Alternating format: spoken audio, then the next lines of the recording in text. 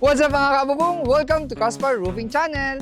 I'm Paul Castillo and for today's video, nandito tayo ngayon sa ating project sa Quezon City na kung saan sinimulan na natin yung ating re-roofing project. Pero bago yan, syempre, please don't forget to like and subscribe because it's time to raise the roof.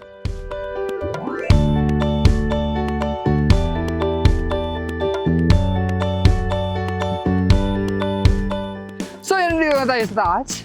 Kung saan, sinisimulan natin yung ating re-roofing project. Alam niyo ba yung project natin dito? Kung mapapansin nyo, may ginawa na tayo dito 2 unit. Ito siya.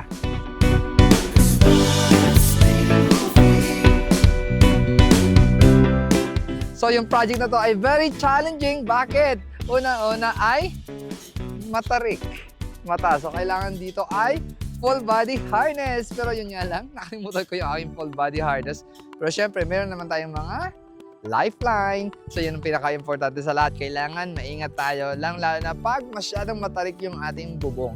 So yun yung pinaka-challenging dito. At pangalawa, syempre yung design ng kanyang bubong kasi yung existing design ng bubong ito ay kailangan natin mabago dahil nga doon mismo nagkakaroon ng leak yung kanilang mga bubong. So most likely ng mga unit na nandito, ayun ang naging problema ang tulo ng kanilang bubong dahil dyan.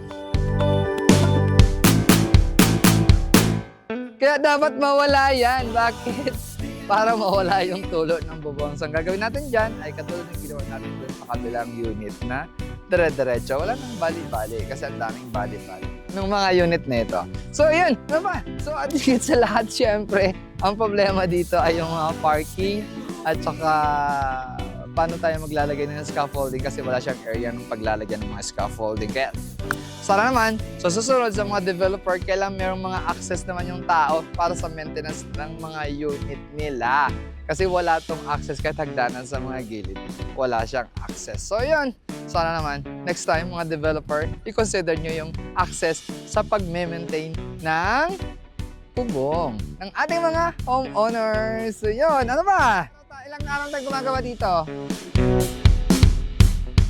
Oo nga, alam ko, scaffolding.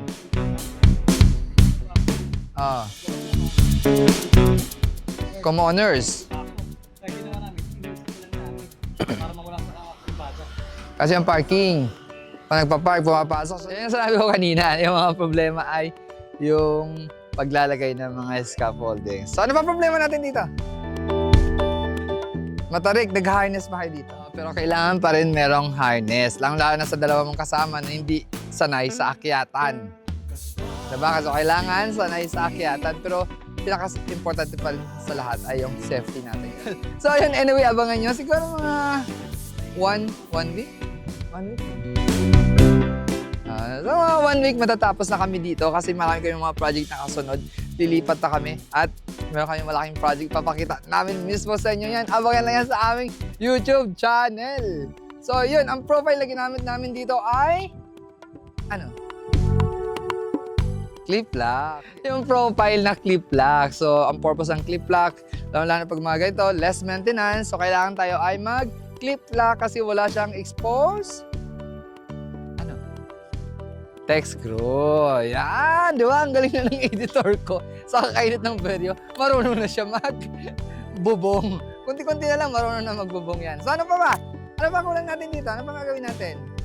At higit sa lahat, lang na pag mga mahirap i-maintain yung roof, kailangan yung ating valley gutter, kailangan yun ay stainless para less ang maintenance and that is less expensive.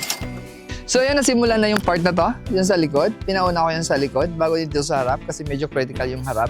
Kasi tinitingnan namin na kailangan ito ay makagaya nung sa kabilang project natin, napapatay na natin yung valley gutter kasi most likely dyan talaga nagkagaling yung source ng kanyang leak. So itong part na to, matatapos na to at higit sa lahat, dito lang tayo ha, sa perimeter ng kapitbahay natin. So maglalagay tayo dyan ng perimeter kung saan lang gitna yan kasi dito ay 2 homeowners yan. So yun sa kabila, balat na sila dun sa bubong nila.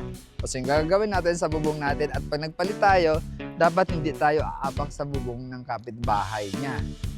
Bakit? Kasi syempre, baka magkaroon ng maraming tulo dyan at isisisi natin. Pero yung naging problema naman talaga dito nila ay tulo na kasi medyo marupok na yung kanilang bubong. Nakailang pintura na to?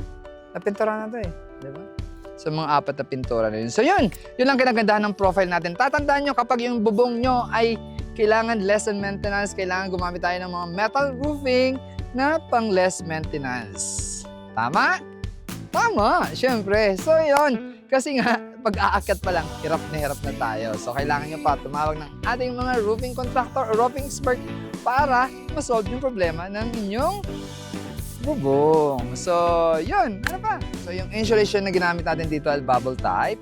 Bubble type na pure foil or fire resistant siya. Yung kinagandahan ng bubble type compared doon sa PE foam insulation na palaging ginagamit. So, yun. Ano ba? So, abangan nyo yung transformation ng bubong na to. Dahil papakita mismo namin dito yan sa aming YouTube channel. So yun, dyan na nagtatapos yung paging to at maraming salamat sa inyong pagsama. I'm Paul Castillo and all about roofing. Please visit www.casparroofing.ph or Caspar Steel Roofing Incorporated in our Facebook page. And remember, if you want strong, durable, and built to last, all you have to do is raise the roof. Caspar Steel